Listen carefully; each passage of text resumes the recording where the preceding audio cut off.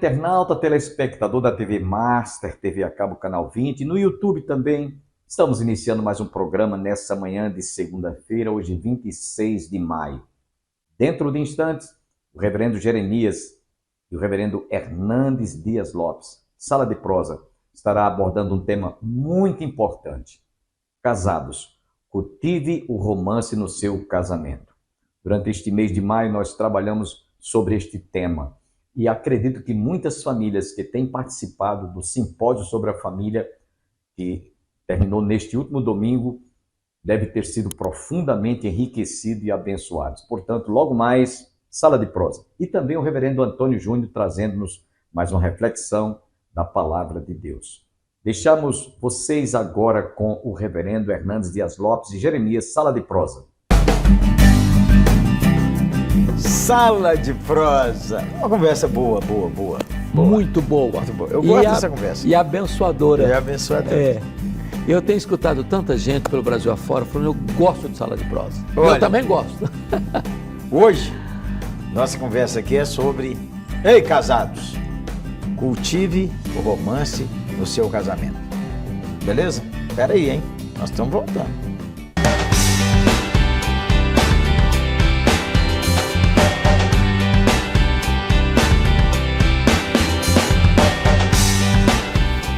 Apelo de uma esposa. Eita. Que os seus lábios me cubram de beijos. Cantares, capítulo 1, verso 2. É isso aí. Acho que tá faltando isso em muito casamento, hein, mestre? Levanta o cara, hein? Tá chamando o cara. Oh, meu marido só quer ficar no videogame. Meu marido, ó, gosta só de sai sair com o pra time lá nada. pra jogar bola, volta de... Meu marido só anda com dor de cabeça. Ô Zé, ó, tem uma analgésica aqui. Não, o negócio tá invertido agora, né? Invertido, que pena, né, varão? Casamento é um tempo tão curto. Casamento, quando dura muito, dura 75 anos, ó. Ó. É muito pouco tempo. E é raro encontrar um que dura haroide, 75 anos. raríssimo.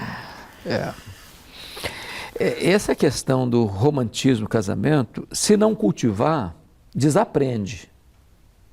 Desaprende. Porque Não é automático. não é automático. A natureza da gente é dura. Eu conheço casais que não conseguem dar um abraço em público e se beijar em público é um feriado nacional.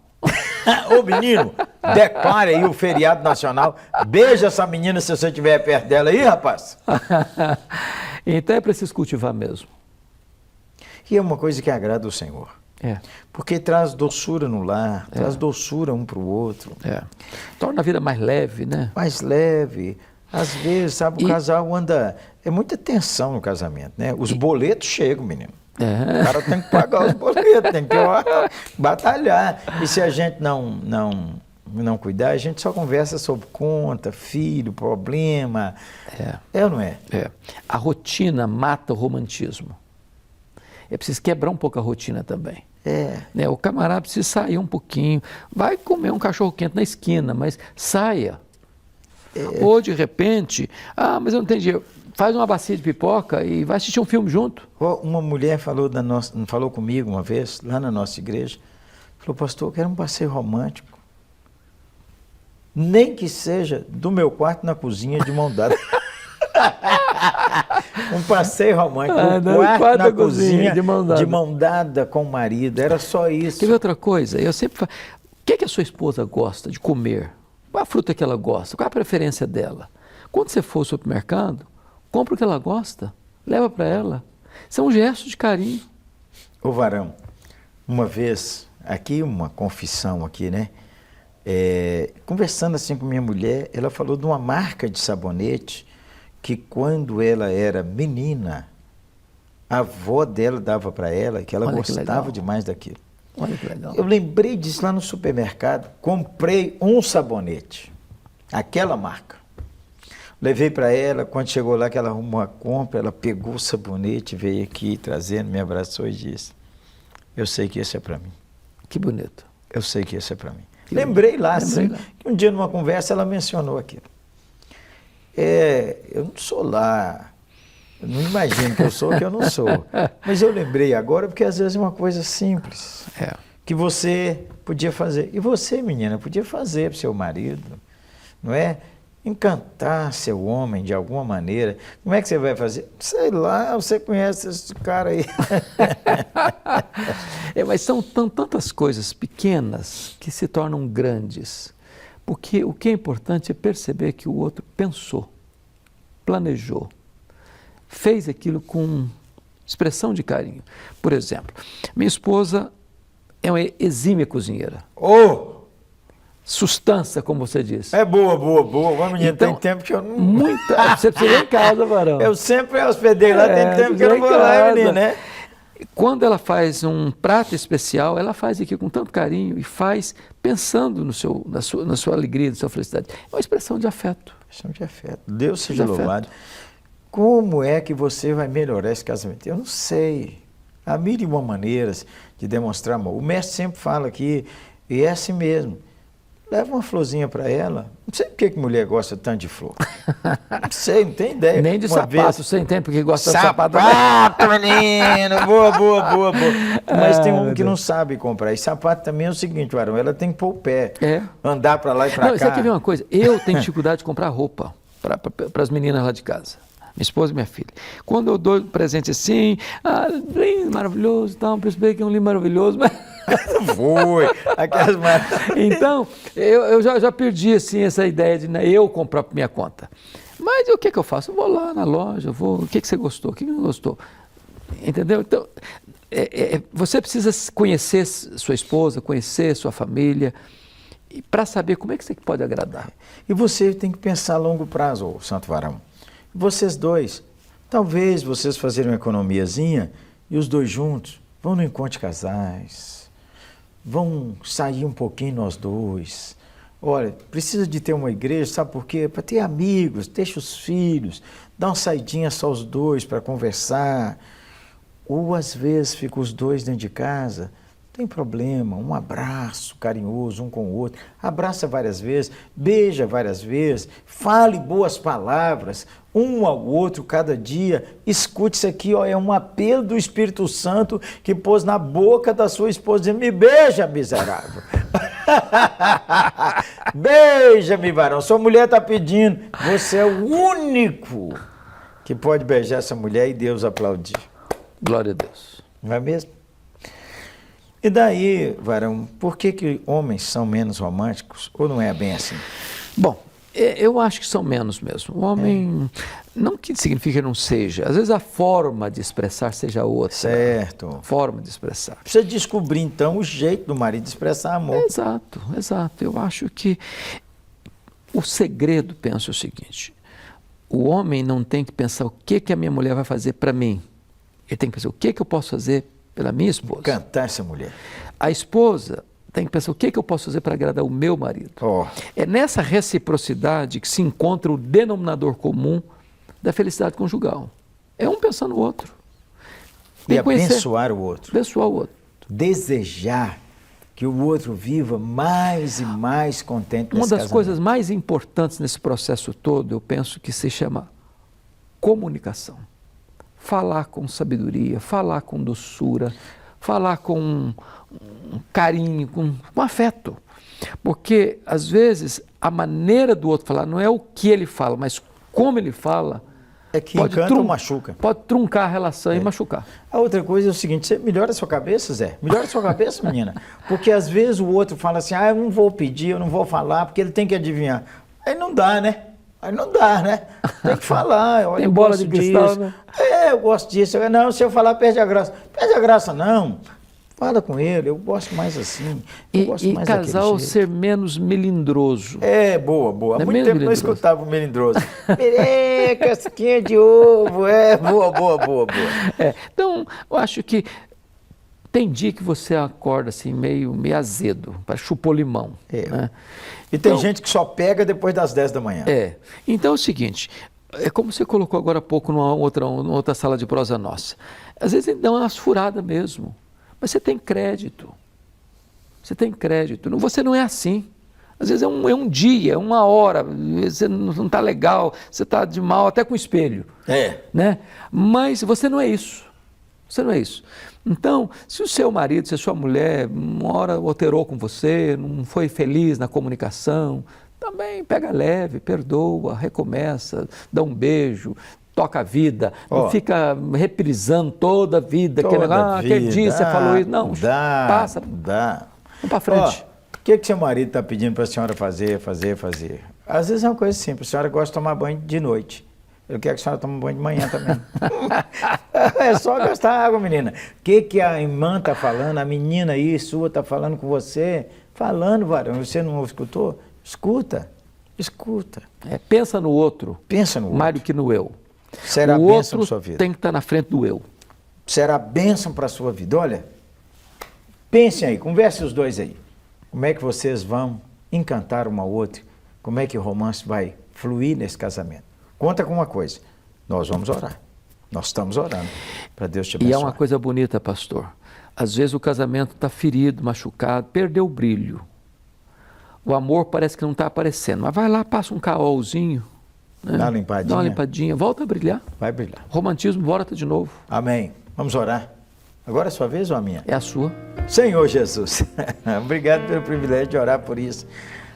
Que palavra boa é essa aqui da sua escritura, que fala sobre expressão de afeto, de amor entre o casal. Amém. Que nossos casais aqui de Sala de Prosa nunca percam esse desejo de abraçar, de beijar, de alegrar o outro. Amém. Conforme teu servo repetiu aqui, pensar no outro. Amém. Servir ao outro, amar ao outro, tirar o eu, o egoísmo da frente, a idolatria, para abençoar nesse casamento. Senhor, amém. Que aqueles casais que estão assim tão frios uns com os outros, possa reacender a chama. Amém. Do amor, do carinho, do romance. Amém. Pedimos essa bênção em nome de Jesus.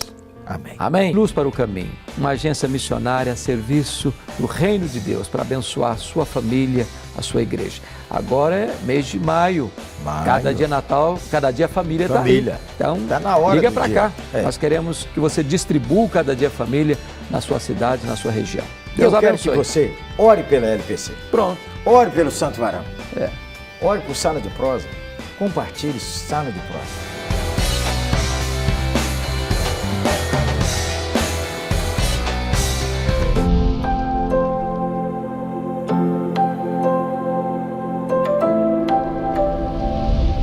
Colossenses capítulo 3, versículos 12, 13 e 14.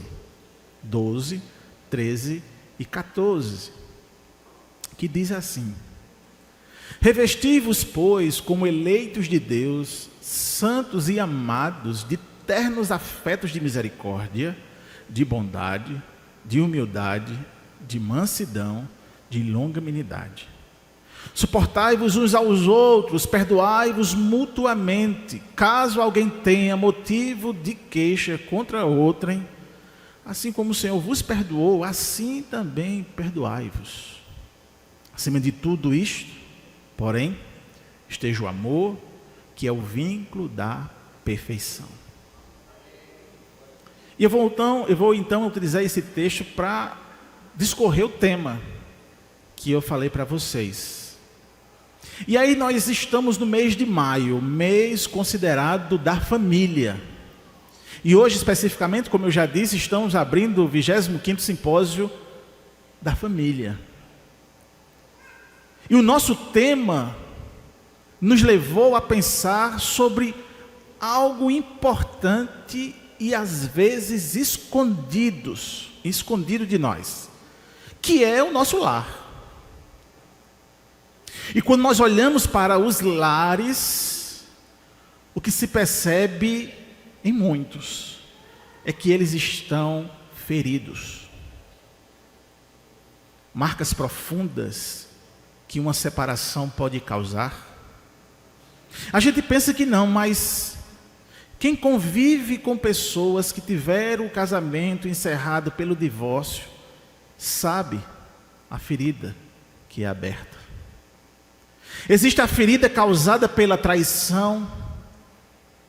Esposas e maridos que mancham seu matrimônio colocando uma terceira pessoa na intimidade, maculando o leito, amaldiçoando a casa e condenando a família ao fracasso. Ainda os milhares de casos de abusos, onde adultos criminosos tocam ou manipulam criança para satisfazer seus desejos espúrios e abomináveis. Meninos e meninas que foram abandonadas, vivem perambulando pelas ruas à mercê do mundo e dos seus perigos.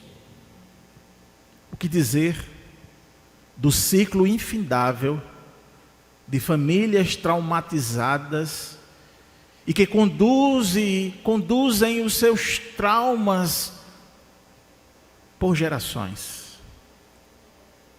Não conseguem perdoar, serem perdoados, constrói sua relação a partir do consumo do álcool, de drogas e de outras substâncias alucinógenas. Indivíduos que não conseguem deixar a jogatina e para isso utilizam de suas rendas para manter o seu vício no jogo. Quantos homens e mulheres que perdem todos os dias enormes quantias e começam a penhorar os seus bens para continuar na ilusão de que um dia irão ganhar. É ilusão, irmãos. O jogo é feito para você perder dinheiro e o dono ganhar. Porque se o jogo fosse feito para você ganhar, não tinha como pagar. É ilusão. E no contexto da carta de Paulo aos Colossenses, Paulo escreve para uma igreja ainda jovem, recém-formada. E ele vai ensinar como os cristãos, como os crentes devem viver à luz da nova vida, a qual confessam agora. Paulo vai destacar então virtudes relacionais. Por isso esse texto, ele vai se encaixar com o tema ao qual nós propomos para a abertura desse simpósio. E a gente percebe então que Paulo, ele vai tratar de virtudes que são fundamentais para curar qualquer lar, qualquer família, qualquer ferida. Seja ela aberta agora, ou seja ela aberta por gerações, Paulo aqui nos ensina que a misericórdia, a bondade, a humildade, o perdão, o amor são coisas vitais para o convívio em família. E o apelo aqui é que, como eleitos de Deus, nós somos agentes da graça dentro do nosso lar. A responsabilidade é nossa. Nós representamos o Senhor Jesus dentro do nosso lar. Então a primeira coisa que nós entendemos é que a graça de Deus como fundamento para a restauração familiar, ela vai ser preponderante. Olha o versículo número 12: revesti-vos como eleitos de Deus, santos e amados, de ternos afetos de misericórdia, de bondade, de humildade, de mansidão, de paciência. Esse versículo então está inserido numa seção da carta de Paulo, onde ele exorta os crentes a viverem de forma prática essa nova vida em Cristo, deixando para trás todos os comportamentos da velha natureza. Desde o versículo de número 5 ao versículo 11, ele vai trabalhar essa consciência, para que agora o crente assuma as atitudes próprias daqueles que foram transformados por Deus. Revesti-vos. E essa imagem do revestir-se, ela remete a um ato de pôr uma roupa nova. Então Paulo está a usar a metáfora para indicar que cada crente deve vestir características que refletem o caráter de Cristo.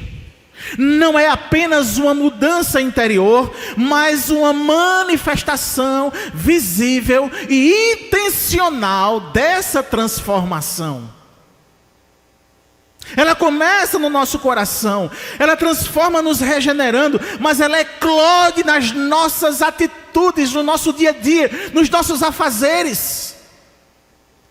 Essa transformação ela é visível, ela é testemunhal.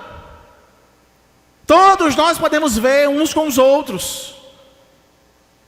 Então Paulo ele diz aqui: vista essa roupa nova. Vista-se dessa roupa nova, lavada pelo sangue de Cristo, aleluia.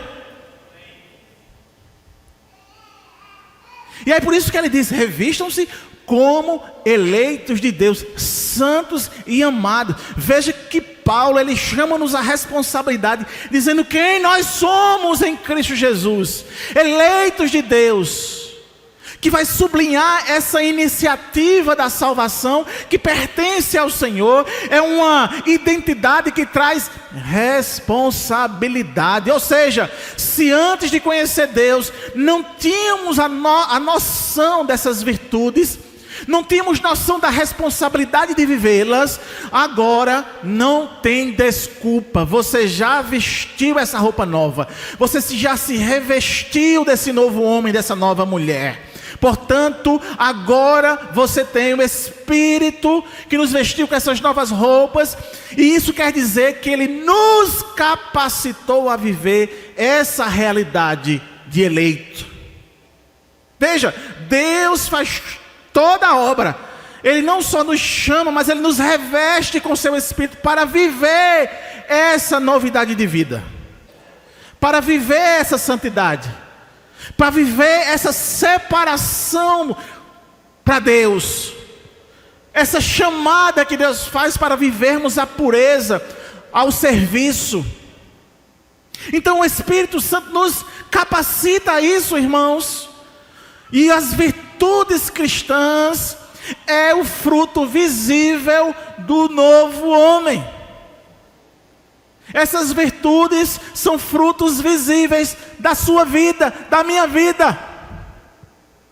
E elas devem ser cultivadas, vividas, testemunhadas. E ele diz: ternos afetos de misericórdia. Literalmente, entranhas de compaixão. É um outro apelo para um sentimento profundo, sensível à dor alheia. Ou seja, o crente, ele é transformado de tal forma que ele não vive para si mesmo, mas ele vive para o outro. Ele serve o outro, ele está à disposição ao outro, ele se coloca no lugar do outro. E ele ainda vai dizendo: bondade, que é uma disposição ativa para fazer o bem, mesmo quando não há retorno. Veja, irmãos, que quando Paulo diz revesti-vos, essa nova roupagem, ele está dizendo de fato que há uma separação daquilo que era o velho homem, daquilo que é o novo homem. No velho homem a bondade é para o retorno, no novo homem a bondade é independentemente do retorno. Isso era contrário à filosofia grega. Isso era contrário até aqui o que os colossenses tinham aprendido de um estudo secular, de um entendimento espiritual secular. Não podia caber na ideia da pessoa fazer um favor a outro sem ter retribuição. Isso era ilógico. E aí Paulo já dizendo que a lógica ou ilógico do homem é a lógica de Deus, e assim vai. E ele diz: revesti-vos então de bondade. E essa bondade, ela se dá pela humildade, também contrariando a cultura greco-romana, porque a cultura greco-romana, ela valorizava o orgulho, a soberba. Eu faço, a meritocracia, sou eu. E aí Paulo diz: não, revistam-se de humildade, de mansidão. A mansidão tem a ideia, sabe de quê? A mansidão é interessante, porque a ideia de mansidão é o poder sob controle. A mansidão é assim: eu tenho o poder de castigar, eu tenho o poder de fazer isso e aquilo, mas esse poder está sob controle, porque eu sou manso. Amém? E ele termina aqui dizendo longanimidade. A longanimidade, irmãos, é a ideia de paciência duradoura. Não é uma hora que eu tenho paciência, é o tempo todo. A paciência, ela não tem fim. Não existe essa história de se a minha paciência acabou. Isso é uma ideia secular, humana, pecaminosa. A longanimidade é uma paciência duradoura, especialmente diante da provocação da injustiça. Paulo escrevendo em Efésios capítulo 4, verso 1, verso 2, resumindo, ele diz: com toda humildade e mansidão, com longanimidade, suportando uns aos outros em amor.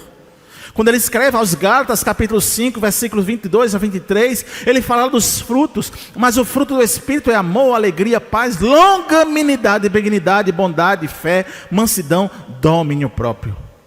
E o apóstolo Pedro, na sua primeira epístola, capítulo 5, verso 5, ele diz também essa mesma ideia: revesti-vos todos de humildade no trato uns com os outros. O apóstolo Paulo, então, ele está dizendo que é um processo contínuo. Olha o versículo número 13: suportai-vos uns aos outros, perdoai-vos mutuamente, caso alguém tenha motivo de queixa contra outrem. Assim como o Senhor vos perdoou, assim também perdoai-vos. E essa palavra aqui, ela é muito clara, ela não tem arrudeio, ela não tem o que você está interpretando. Ele está dizendo que não existe absolutamente nada na face da terra com que justifique a sua ira, a sua intriga, a sua mágoa, nada, absolutamente nada. Porque aquilo que era imperdoável, o próprio Deus já perdoou nas nossas vidas continuamente. Então, se nós somos revestidos com essa nova roupagem, se nós somos capacitados pelo Espírito Santo, isso quer dizer que essa capacitação não é para se amostrar, não é para encher o teu ego, não é para que você seja soberbo, mas para que você seja humilde, entendendo a característica de cada um. Por isso que ele diz: suportai-vos uns aos outros, porque Paulo sabe, Deus sabe, que cada um de nós é diferente, cada um de nós temos as nossas particularidades, irmãos, pelo amor de Deus. Amém? E essas sequências de instruções práticas sobre como cada crente deve viver em comunidade, aplicando-se na família, ele entra no foco de convivência mútua. Ele vai dizer assim: se você perguntasse, então, Paulo, então como é que eu vou viver essa bondade, essa mansidão, essa humildade? Aí Paulo diz: meu filho, suporte uns aos outros. Você tem que suportar.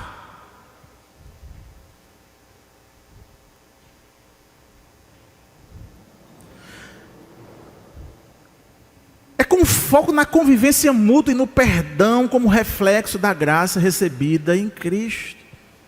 Aí você precisa entender que restauração é um processo, não um evento.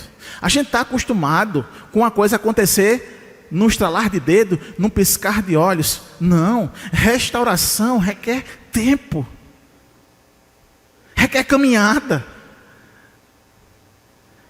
Requer perdoar, reperdoar, perdoar de novo, repete, repete, repete.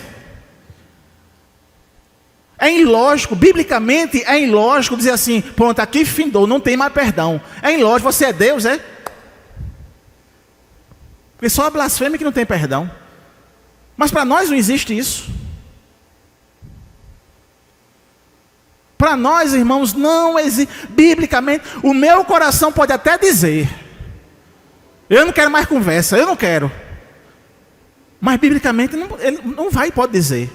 E se nós somos revestidos com essa nova roupagem, o nosso coração não vai poder dizer mais isso. Eu não sei se isso é uma notícia boa para nós, mas espero que seja.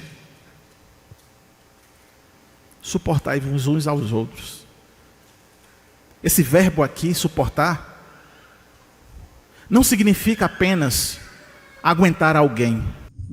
Não perca a conclusão desta palavra amanhã, se Deus assim nos permitir. Desejamos a todos um dia abençoado e uma semana debaixo da proteção e das bênçãos do Pai, do Filho e do Espírito Santo. E até amanhã, se Deus quiser.